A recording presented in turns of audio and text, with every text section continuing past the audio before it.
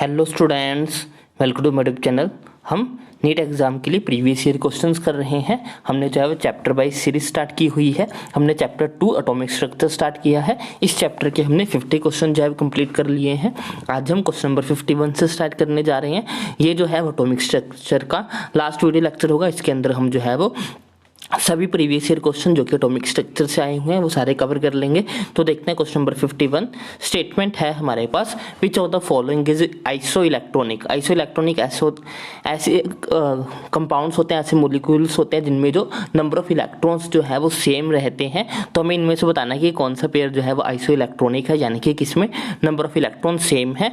तो option C में cyanide negative में भी 14 है और CO में भी 14 दोनों में सेम है। तो ऑप्शन सी इसके लिए राइट हो जाएगा। Next question, question number 52।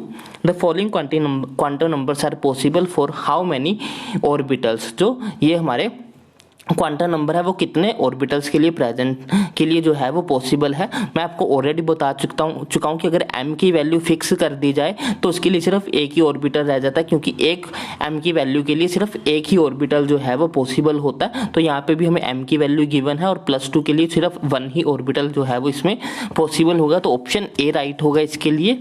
Next है हमारे पास question number 53। Set of isoelectronic species. फिर से हमें आइसो इलेक्ट्रॉनिक स्पीसीज बतानी है। तो इसमें N2 में 14 कार्बन डाइऑक्साइड में ज़्यादा हो जाएंगे, तो ये जो है वो आइसो इलेक्ट्रॉनिक नहीं है। ये भी हमारा आइसो इलेक्ट्रॉनिक नहीं है। इसमें N2 में 14, CO में 14, CN नेगेटिव में 14, तो तीनों में 14 है। तो ये हमारे जो है वो आइसो इलेक्ट्रॉनिक होगा। क्वेश्चन नंबर 53 के लिए ऑप्शन सी जो है वो हमारा राइट रहेगा। Next question, question number 54। The ion that is iso electronic with CO के साथ जो आइसो इलेक्ट्रॉनिक होगा वो कौन सा होगा। CO का 14 होता है, तो CN नेगेटिव का भी 14 होता है। तो और CO के साथ आइसो इलेक्ट्रॉनिक हमारा CN नेगेटिव, यानी कि ऑप्शन ए राइट होगा क्वेश्चन नंबर 54 के लिए। Next question, question number 55। The orbitals are called degenerate when. Orbitals को डीजेनरेट कब बोला जाता है, जब उनमें सेम एनर्जी होती है, when they have the same energies, यानी कि ऑप्शन डी इसके लिए राइट होगा क्वेश्चन नंबर 55 के लिए। Next question, question number 56। If electron has spin quantum number +12 and a magnetic momentum -1, it cannot be present in। अगर जो हमारे पास स्पिन क्वांटम नंबर यानी कि S की वैल्यू +12 हो और मैग्नेटिक क्वांटम नंबर यानी कि M की वैल्यू अगर -1 है, तो इसमें से कौन सा ऑर्बिटल जो है वो पॉसिबल नहीं हो सकता, वो हमें बताना है। तो D के लिए -1 M की वैल्यू हो सकती है, F के लिए भी हो सकती है, P के लिए भी हो सकती है, लेकिन S ऑर्बिटल के लिए M की वैल्यू कभी भी -1 जो है वो नहीं हो सकती है, क्योंकि S ऑर्बिटल के लिए M की वैल्यू हमेशा 0 ही रहती है। तो इसमें से जो है वो हमारा M-1 के लिए जो है वो हमारा S ऑर्बिटल पॉसिबल नहीं है। तो इसके लिए ऑप्शन D हमारा राइट हो जाएगा। Next question, question number 57। For which one of the following set of 4 quantum number an electron will have the highest energy। हमें बताना है कि किसमें जो है वो इलेक्ट्रॉन के पास हाईएस्ट एनर्जी होगी, यानी कि हमें हाईएस्ट एनर्जी ऑर्बिटल बताना है, जो कि डिपेंड करता है N+L वैल्यू पे। जितनी N+L की वैल्यू ज़्यादा होगी उतनी ही हमारी हाईएस्ट एनर्जी होगी। तो इसमें N+L की वैल्यू जो है वो हमारे पास 5 आ जाएगी, इसमें हमारे पास 6 आ जाएगी, इसमें भी 5 और इसमें भी 5। तो सबसे ज़्यादा हमारे पास 6 है, जो कि ऑप्शन बी है। तो क्वेश्चन नंबर 57 के लिए ऑप्शन बी हमारा राइट होगा। Next question, question number 58। Statement है, which of the following species has the 4 lone pair of electron. बताने कि इनमें से किसके पास जो है 4 लोन पेयर ऑफ इलेक्ट्रॉन्स होंगे, यानी कि 8 वैलेंस इलेक्ट्रॉन। तो CN नेगेटिव, Cl के पास 7 होती है और एक नेगेटिव होने के कारण एक इलेक्ट्रॉन गेन किया, तो यहाँ पे टोटल 8 हो जाएंगे। 8 electron is equal to 4 lone pair. तो क्वेश्चन नंबर 58 के लिए ऑप्शन सी हमारा जो है वो राइट रहेगा। Next question, question number 59।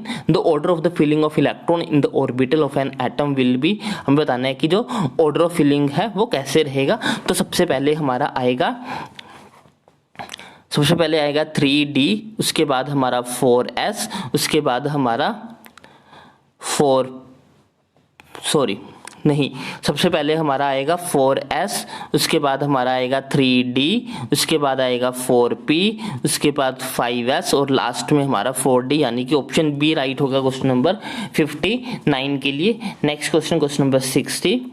For azimuthal quantum number L is equal to 3 the maximum number of electron will be, तो L इज इक्वल टू 3 जो है वो हमारा रिप्रेजेंट करेगा f ऑर्बिटल को, और f ऑर्बिटल में टोटल 14 इलेक्ट्रॉन आते हैं, तो ऑप्शन डी इसके लिए राइट हो जाएगा। Next question, question number 61, in a given atom no two electron can have the same values of all the four quantum numbers, this is called, ये जो स्टेटमेंट है ये हमारी है पाउली एक्सक्लूजन प्रिंसिपल की जो है वो स्टेटमेंट है, तो इसके लिए ऑप्शन डी जो है वो हमारा राइट होगा। Next question, question number 62, an ion has 18 electron in its outermost shell, it is, एक आयन है जिसमें 18 इलेक्ट्रॉन है उसके आउटर मोस्ट शेल में, ये जो है वो हमारा कॉपर पॉजिटिव होगा, तो इसके लिए जो है वो ऑप्शन ए हमारा राइट होगा क्वेश्चन नंबर 62 के लिए। Next question, the total number of electron that can be accommodated in all the orbitals having principal quantum number 2 and azimuthal quantum number is 1, हमें बताना है कि प्रिंसिपल क्वांटम नंबर जो है वो हमारा 2 और L की वैल्यू जो है वो हमारे पास 1 हो तो टोटल कितने इलेक्ट्रॉन जो है वो आ सकते हैं, तो यहाँ से जो है वो हमारे पास 2s होगा और 2p होगा, 2p में हमारे पास 6 आ जाएंगे और s में 2, टोटल जो है वो 8 इलेक्ट्रॉन हो जाएंगे, यानी कि ऑप्शन डी इसके लिए राइट होगा क्वेश्चन नंबर 63 के लिए।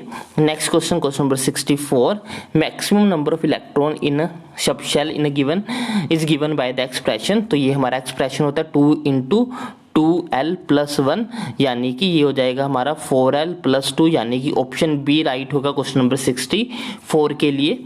Next question, question number 65, number of unpaired electron in N2 positive, हमें N2 पॉजिटिव में जो है वो नंबर ऑफ अनपेड इलेक्ट्रॉन्स बताना है कि कितने हो गए। नाइट्रोजन का एटॉमिक नंबर हमारा 7 होता है, इसकी कॉन्फ़िगरेशन हमारे पास हो जाएगी 1 2 3 5 6 7, तो